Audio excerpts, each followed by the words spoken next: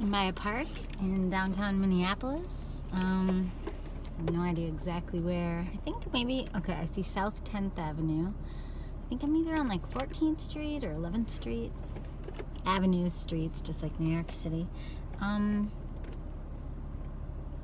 This is like a small, big city. Not a big, small city. This is a small, big city. Maybe 1 million people, maybe 2 million in the Twin Cities. Oops. I guess I'm gonna write a song. Here we go. I've known Minneapolis for like 20 years, and I haven't really had time alone here to reacquaint myself with my own past here. I don't think of Minneapolis as a place that has past in it for me, but it does. It has an insane amount of past for me. I'm right by the Guthrie Theater. Holy crap. This is one of those places that just has so much history for me and for people. I mean, it's huge. Great university, great people. It's a little cold. I would have moved here, but 2 different situations related to love and romance and my own personal future, which involves the past, kept me from moving here 2 different times, and I'm glad for that. I think that was the right thing, but I love a lot of people here. Like over 10 people here. Maybe 15, 20 people here. Too many to even visit them when I'm here. I just need to be myself and be here and know that if we ever need to have a visit, we'll have a visit. But I had to take that pressure off myself years ago. So this video is a hello to everyone I know that lives in the Minneapolis area. Hello, I love you. Feel free to FaceTime me sometime. It's no offense to you that I visit the city without visiting you. I used to feel a lot of resentment and anger about that topic, like I couldn't be here without visiting you, but then I would feel anger or resentment because it's not like any of you are making plans to come to visit me. I just happened to be here because my brother's family was here, and now my parents are here. And so I realized I needed to let that anger go, and a way to let that anger go is to tell myself that it's kind of just a boundary for me, that I'm allowed to visit cities where people I know live and not visit those people. I'm allowed to just love those cities and keep those people in my heart. I don't have to be mad at those people, nor do I need to throw away those friendships over it. I just don't have to feel obligated to visit people just because I'm a wandering, traveling type, And that was really hard to deal with. I would say that's been one of the hardest. And, it sounds mean, but I think I used to not even want to tour because I thought it would be mean to go stay at someone's house, sleep over, play a show there, see them for one meal, and then leave. I thought that was rude. So I wouldn't tour because I didn't like that feeling. But I'm trying to get over that too. Relationships don't have to look any particular way. They can be soft with a lot of distance in them, and you just see them when you see them. They can fade away to almost nothing and then reconnect. Or they can be someone you call and talk to every single day for a season in your life, and then maybe you go through a season where you're both busy and you don't do that as much. But I don't know. I really don't know. Don't talk to me about interpersonal stuff. I know nothing. I mean, I'm trying to learn, but sometimes I think I'm just socially awkward is an understatement. I'm either trying to curate a 128 track 3-volume set of every musician I've ever met, or I'm saying I only have 2 friends and it's my boyfriend and my sister, and neither of those are true. They're too extreme. I think I'm just a writer. I think it's okay to want to be a writer. Writers spend a lot of time alone and they write. This is what I'm doing right now is what Julia Cameron calls morning pages. It's just getting it out. Some people do it on paper. I do it on paper or through videos, and I just try to make sure I'm flowing. But you can't save the whole world. You can't even love the whole world. You can't even love, the number of people I pray for every day, I can't even love all of them well. And it's only in the 20-somethings. I can't love all of them well. Not even slightly. I can't even love 2 people well. Not even slightly. And I work really hard at it. I give a lot of time, a lot of love, a lot of energy. I try to make presents or buy presents for people. I'll sew something for 14 hours for somebody. Like, I will try really hard to give love, but because of the number of people that I seem to want to have in my heart, I have to either give consistent love to just a couple people or give episodic love to people. And then, not to mention, somewhere making room for myself in all of that, which is what I often hadn't done.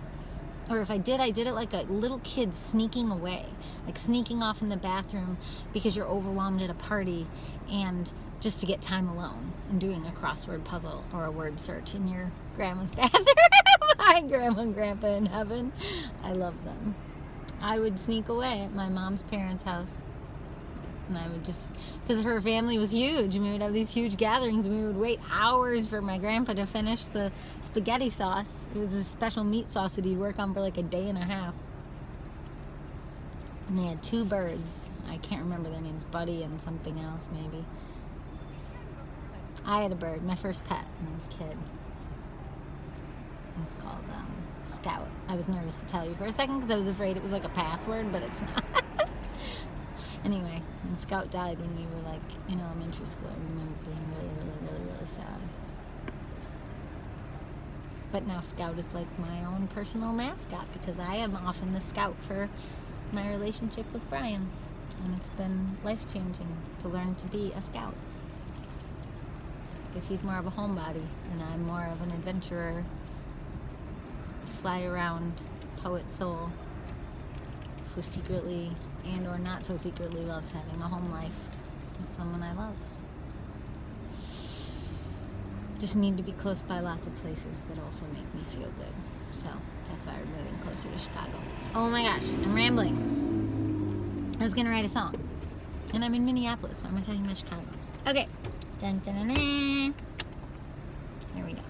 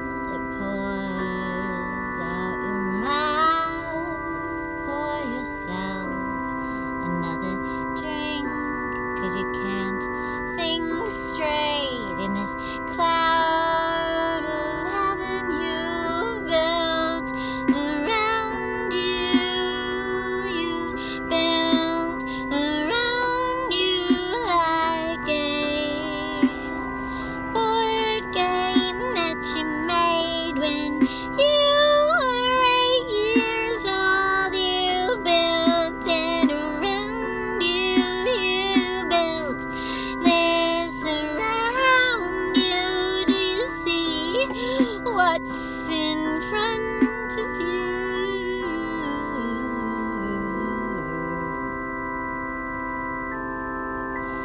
Do you see what's all around you too?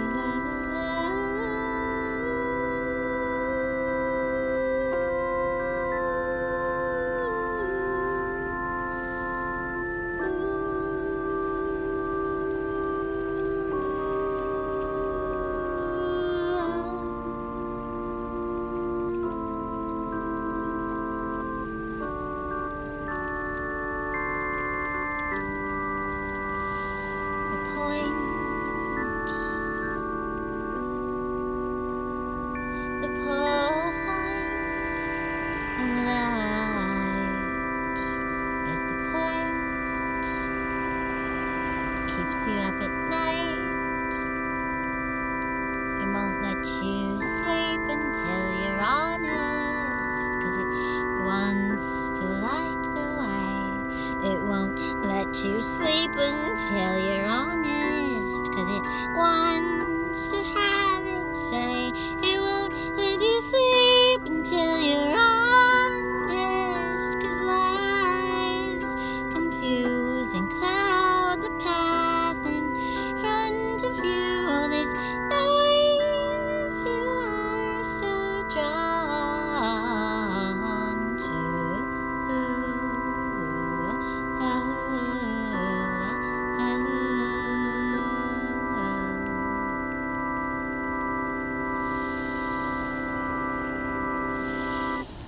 I saw a girl with a black hat and a really cute puffy coat and these like pink tie-dye pants, and they're like, they have little black rings on them. And I was like, fashion. There's a part of me that loves fashion, but the part of me that loves fashion only likes being fashionable when I'm thin, and the part of me that likes being thin is a very militant part of me, and it's not very flowy and free.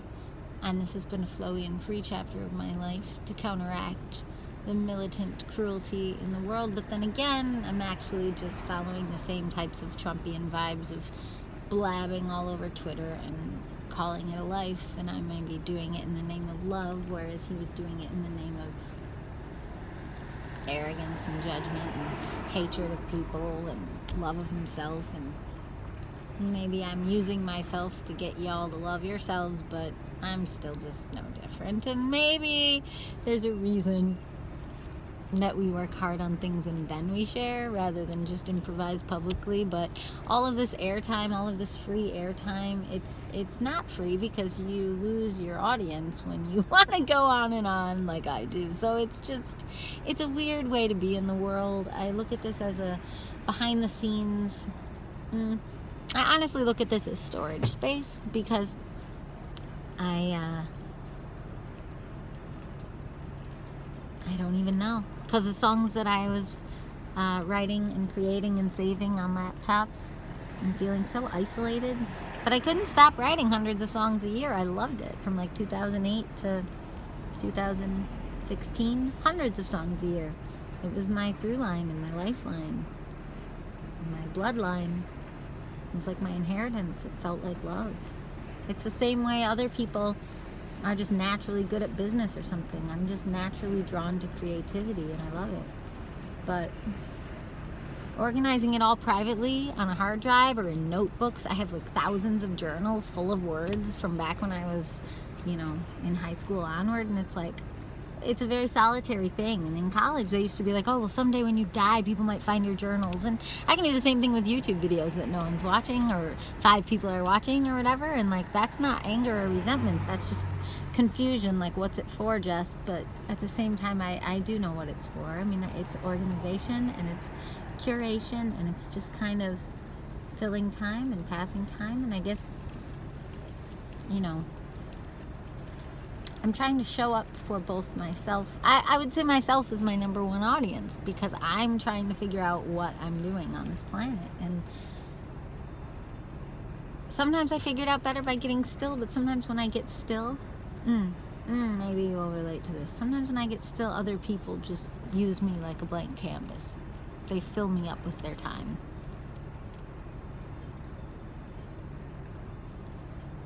They fill me up with their ideas. They fill me up with their dreams. They fill me up with their opinions of what I should do and be. Blank, empty, like a bowl. You know, and then I don't know how to say back to them. Like, and maybe that's what I'm needing to learn in this lifetime. Maybe the wise ages really are right. You get silent, but then, like, if people won't respect your silent spaces, or if while you're getting silent, someone tells you their opinion, or you feel vacant and you actually look for that opinion and you feel it's not matching, it doesn't mesh with you and what you are trying to do or be, and it's like, how do you say that? You don't even need to say that to them anymore because they've already learned. When you're as old as me, people around you have already learned who you are and what you are, and it's great. It's actually great to be known and kind of just left alone, but it's also sad. It's like you got what you wanted. You wanted that space to create and curate. It's sort of like you need to add the final sentence. You need to add the final sentence that says, I need the space so I can be the thing that y'all said you wanted me to be. Like, the thing you want me to be requires a lot of space from you. A lot of space and time to be a writer who crafts things. I remember what it took to write and direct and produce a full musical. I remember how alone I always was and always felt. I was at the library alone in college. I was at the bar alone, or with, you know, people at school, or I was, you know, in my residence hall alone, in the lobby alone. Like, to have enough time and space to really dream. It's like it doesn't match this social media fast pace, should I text my family, everybody's always talking to each other kind of interactive world. It doesn't. It's like, is my next step letting people know that I just often don't have my cell phone on me? I just don't know how else to ever go back to bringing big scale projects and dreams and visions into the world again. Like, if I want to make that kids YouTube goofy fantasy world videos series, like, I just have to be alone for like a week with no phone. Just like, I don't know how else to get into the dream state, get into the complete and total dream state. It's a very solitary place. Unless you're collaborating with someone and they're in that place with you, in which case it's not solitary at all and then it's fun. But it's not a place that does well with interruptions of reality because it goes away from reality. It's literally somewhere else. And it's beautiful and wonderful, and I love it. So, gotta find the Dreamiverse again. I gotta find Jessica in Dreamland or Jessica in Rainbow Land again. I gotta do it. I just have to. I have to find and carve out and create an unplugged space where I allow myself to be so alone that I'm not alone anymore. It's just somehow telling the world that pausing isn't mean, you're not mad, it's not. It's a very hard space to find, but I'm gonna try to find it eventually. Okay. And there's a weird song in Minneapolis. Goodbye. I'm off on a little bit more driving around before I get to work. I'm stalling. I'll talk about that in a future video. Bye. Well, maybe I'll just tell you now. I'm stalling on the fact that I have a recording studio with a Steinway Baby Grand at my disposal, and I could be laying down an album like right now, but I wasn't prepared because I didn't know that I'd be trained in it, and I just didn't prepare at all. But some of these songs I can play in my sleep, so why am I not recording? Because I'm not emotionally prepared to record that album. Do you need to be emotionally prepared to record an album from 2015? Probably not. Those are old emotions, not future ones. Just lay it down the best it is and you move on, because you're 5 years behind or 6 years behind, and you just let it go. I hope that's the plan. I actually don't know. Hi.